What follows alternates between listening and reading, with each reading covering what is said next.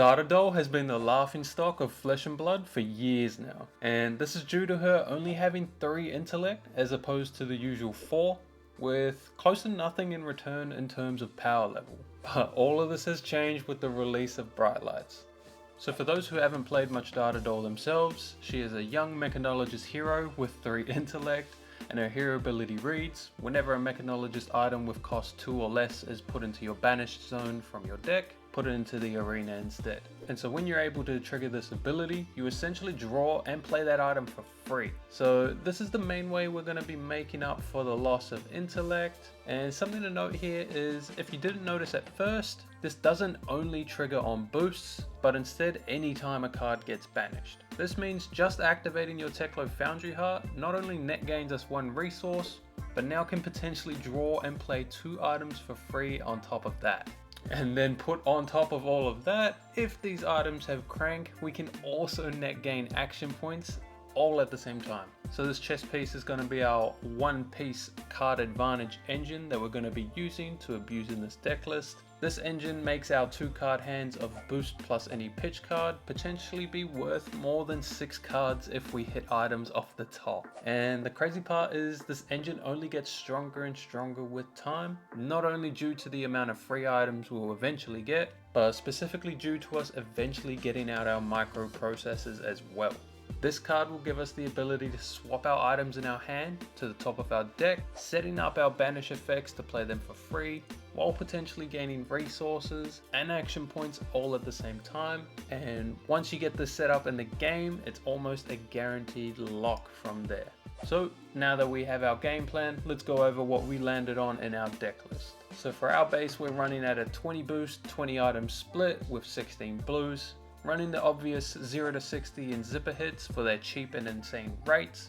Then we have Sprocket Rocket and Dumpster Dive as additional copies of zeros and zippers due to such a high chance to be able to hit an item off of the top from the boost. Then we round out our boost with 2 dive through darters since we can make great use of the opt effect, and 2 twin drives, potentially letting us trigger our hero ability twice off of 1 boost card. Then to cover the 20 items, like mentioned before, we run microprocessors for our engine.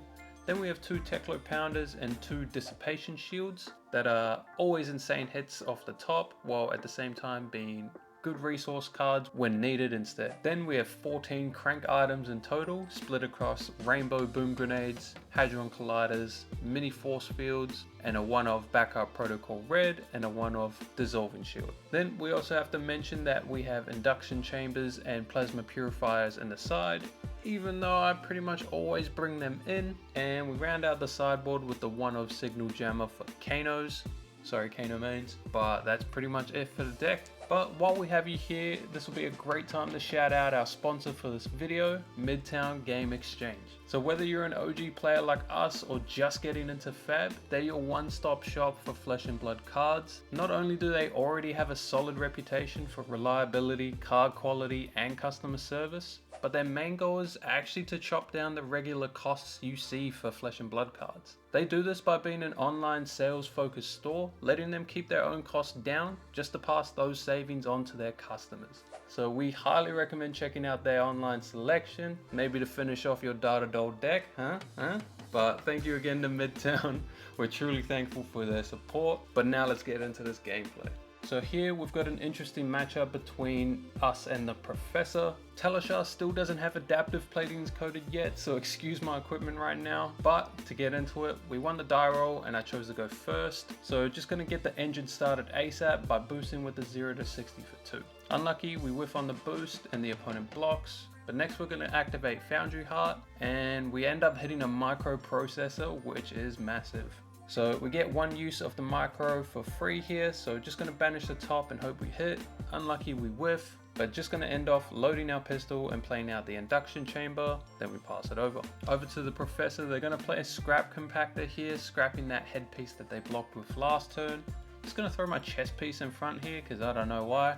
Then they follow up by playing that headpiece and passing it back. So back to ours, always want to use the processor first to draw a card and then put a card back on top. So we draw into a blue, which was perfect for our hand.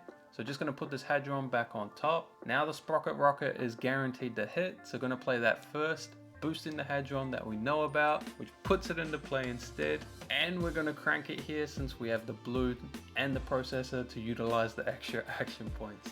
So a lot going on, but we're coming in for 4 right now. Opponent blocks 3, taking 1 down to 19. Now we're going to use that extra action point to use the processor again. Another Hadron, put that on top. Here I'm going to activate Foundry Heart now to put the Hadron into play so that we can trigger it straight away with the 0 in hand. So we do that and we actually hit a second item here. So mini force field comes in as well and we crank it, and then the Hadron that we know about. Then we boost with the 0 to 60, which hits a Tech Blue Pounder off the top as well. So this is coming in for 11 now. Opponent blocks with their whole hand, still taking 2 down to 17.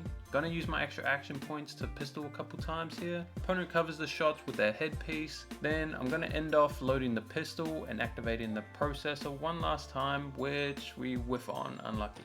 But absolutely insane turn for us. We pass to them, but they have nothing to do, so they pass it straight back. So it's our turn again, like before. Always going to draw a card with processor first to set up an item on top while looking for more resources or boosts. We draw into a red 0, which is perfect for our hand. Put the force field on top, then we boost using that 0 that we drew, triggers the pounder and puts the force field into play, which we crank. So coming in for 6 here. Opponent gives us 2 cards, so they block it out. Gonna use our extra action point to use processor again to banish the top. Again we whiff, unlucky, but then we activate our Foundry Heart and we hit both a Dissipation Shield along with another pounder, so they go straight into play. Next we swing in with the zipper hit, trigger the pounder, so it's coming in for 7. Opponent only has 1 card left, so they block 3, taking 4 down to 13. We have plenty of resources left, so gonna end off with 3 pistol shots, using my boots because I don't know why. Not even meant to have these boots in this matchup anyway, so whatever. But they end up taking it all, so they're down to 10. We pass to them, and again, they have to pass it straight back. So as you can see, engine's still going super strong here. Activate the processor again, draw a blue zipper, put the protocol red on top. Then when we swing in with the dumpster, since we know there's an item on top, the opponent sadly concedes. So kind of ruins our fun here, but GG's. Just wanted to show this quick example game of what the card advantage engine looks like in game. And not only is it surprisingly fun to play, but when it gets going, it's a serious problem for your opponents to actually deal with. So deck list in the description, go check that out. Make sure you check out midtowngamingexchange.com as well. And thank you guys for watching to the end. We outies.